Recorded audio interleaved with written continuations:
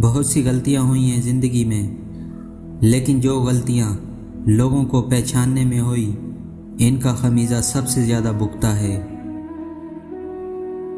غم کو بھی اسی طرح قبول کرو جس طرح خوشی کو کرتے ہو، دونوں ایک ہی مصنف کی لکھی ہوئی ہے۔ اپنی ذات کو سمندر کی طرح بناؤ جو اپنے اندر بہت کچھ لینے کے باوجود بھی اوپر سے بالکل پرسکون ہوتا ہے۔ نفرت کمزور محبت کے وجود سے جنم لینے والی وہ معذور اولاد ہے جسے پالتے پالتے نسلیں اجڑ جاتی ہیں۔ کسی انسان کو دکھ دینا اتنا آسان ہے جتنا سمندر میں پتھر پھینکنا، مگر کوئی یہ نہیں جانتا کہ وہ پتھر کتنی گہرائی میں گیا ہے۔ مت کرنا غرور اپنے آپ پر اے انسان، رب نے نہ جانے کتنے تیرے جیسے مٹی سے بنا کر مٹی میں ملا دیے۔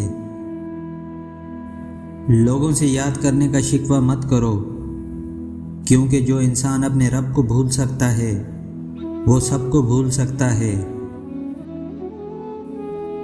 جس کو تم سے سچی محبت ہوگی وہ تمہیں فضول اور ناجائز کاموں سے روکے گا۔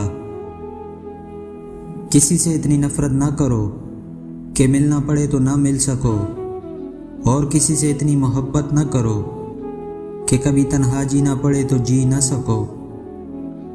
کسی کا بھی دل مت دکھاؤ، اس کے آنسو آپ کے لیے سزا بن سکتے ہیں۔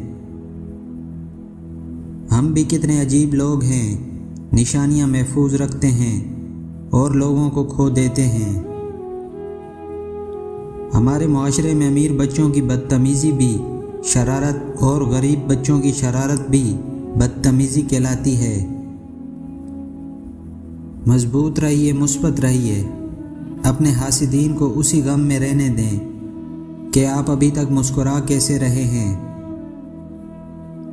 روٹی کھاتے وقت دروازے پر کوئی فقیر آ جائے یا ہاتھ سے لقمہ گر جائے، یہ دولت آنے کی نشانی ہے۔